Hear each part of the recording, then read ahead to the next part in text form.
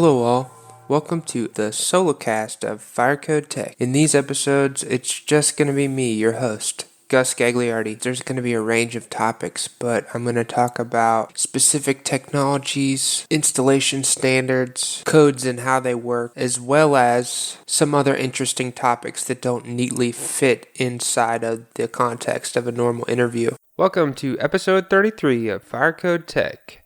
On this episode, we're talking about manual pull stations. Yes, our first episode ever of the Solocast series was about duct detectors, which was a bit of a deviation from a lot of the other episodes that I've done in the Solocast series, where we look at a really broad topic like fire alarm systems or fire sprinkler systems, and then just kind of give a broad overview. But I wanted to talk about manual pull stations in much the way that we talked about duct smoke detectors in the first Solocast episode. In this episode, we're going to be talking about codes and standards around manual pull stations, when these systems are required, as well as installation details of manual fire alarm boxes. Before we get started with the show, don't forget to subscribe so you never miss an episode and follow us on social media. Also, if you could give us a 5-star review on Apple Podcasts, that would be a big help. Nfpa 72 defines what a manual fire alarm box is, so I wanted to frame our discussion with this definition to get us started off.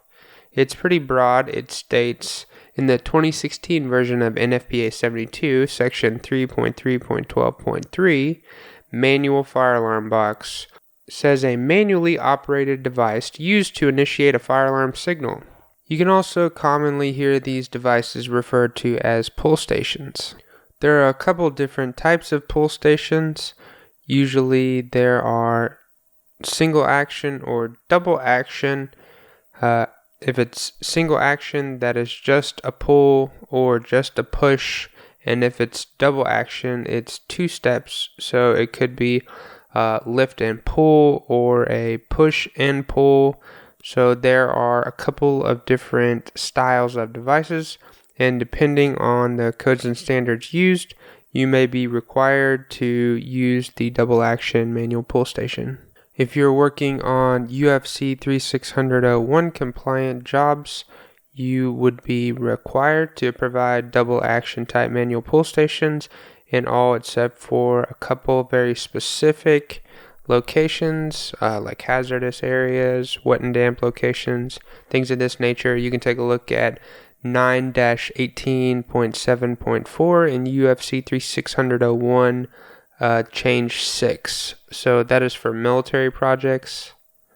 For commercial projects, in order to determine where these manual pull stations are required, you would look in the International Building Code for where these systems are referenced. There are a couple of different places you can look that might require manual pull stations, but specifically I would recommend first taking a look at the occupancies that are prevalent in your building and then going to Chapter 9, more specifically Section 907, which is for fire alarm systems, and take a look at the specific occupancies within your building and the thresholds for manual pull stations or manual fireboxes, as they are called in the building code. Let's take a look at Group A occupancies in 907, specifically 907.2.1 in the International Building Code. So this section says a manual fire alarm system that activates the occupant notification system in accordance with section 907.5 shall be installed in Group A occupancies, where the occupant load due to assembly occupancy is 300 or more, or where Group A occupant load is more than 100 persons, above or below the lowest level of exit discharge. So I'm not going to read this whole section, but I wanted to go over this first piece to show you that it not only requires a fire alarm system, but a manual fire alarm system. So that tells you that this is not just the automatic components of a fire alarm system, but a manual means of initiation is required when this section is invoked. There's an exception to this section, and it says manual fire alarm boxes are not required where the building is equipped throughout with an automatic sprinkler system installed in accordance with 903.3.1.1, and the occupant notification appliances will activate throughout the notification zones upon sprinkler water flow. This is an important caveat to the requirement in 907.2.1 for Group A occupants. This means that if you have a sprinkler system with water flow devices that initiate notification upon water flow, you can exclude manual fire alarm boxes. It really depends on the occupancy that you are looking at, and then you need to read very closely if these manual fire alarm systems are required. And if you take a look at occupancies like E, I, and R, there are more detailed requirements for manual fire alarm boxes that go maybe above and beyond a business or a different, less hazardous occupancy. Oftentimes, there are provisions, even where manual fire alarm boxes are excluded due to exceptions, that one be provided in a constantly attended location or one be provided for the facility in order to provide manual fire alarm initiation for the facility. Manual fire alarm box is mentioned 25 times in section 907, so do go back and read the specific provisions for manual pull stations or manual fire alarm boxes when you're designing these for your facilities. Let's talk about installation or location features and considerations for manual pull stations or manual fire alarm boxes as they are referred to in the building code. 907.4.2, titled Manual Fire Alarm Boxes, states, where a manual fire alarm system is required by another section of this code, it shall be activated by the fire alarm boxes installed in accordance with sections 907.4.2.1 through 907.4.2.6. Location. Manual fire alarm boxes shall be located not more than 5 feet from the entrance to each exit in buildings not protected by automatic sprinkler systems.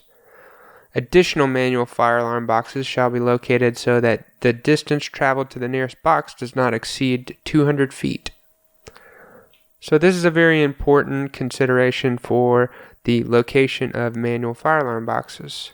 You want to provide these near the exit and optimally on the, if it is a swing type door with a knob or a handle, you want to put it on the handle side so that it is in the natural reaching position of the individual who is exiting the building. Mounting height is critical. That's why we're going to take a look at 907.4.2.2 in the International Building Code, which states, the height of manual fire alarm boxes shall be not less than 42 inches and not more than 48 inches, measured vertically from the floor level to the activating handle or level of the box. Mounting height and the location in regard to the door is extremely critical when locating manual pull stations. Beware that some states like California have additional ADA requirements that might make 48 inches too high for a manual pull station. So there are additional requirements for manual pull stations depending on your jurisdiction and ADA compliance as well.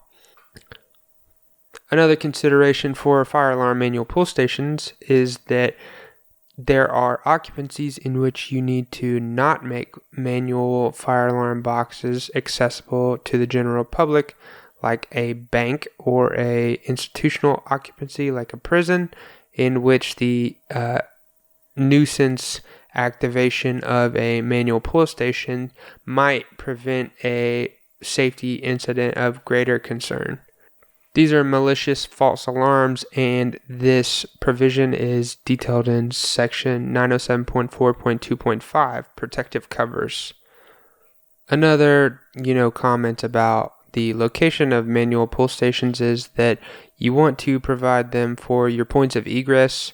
If you just have a one-off mechanical room that you have in a portion of your facility and it is not, it exits straight to the exterior from the mechanical room. You probably will not be locating a manual pull station in this portion of the facility.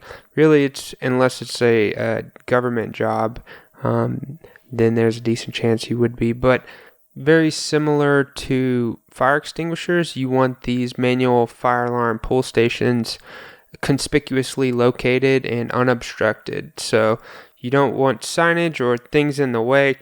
That is a problem that is very prevalent at facilities. Will have these obstructed or obscured, so definitely something to think about when locating these devices. Chapter 17 in Nfpa 72 is where you will find requirements for manual pull stations, and that is Chapter 17 is initiating devices. So there are a lot of mirrored requirements from the building code in Nfpa 72. So as far as location, 5 feet from the door, 200 feet travel distance, and some other features are a mirror from the building code, but some additional information here. That's going to do it for this episode of the Solocast series of Fire Code Tech.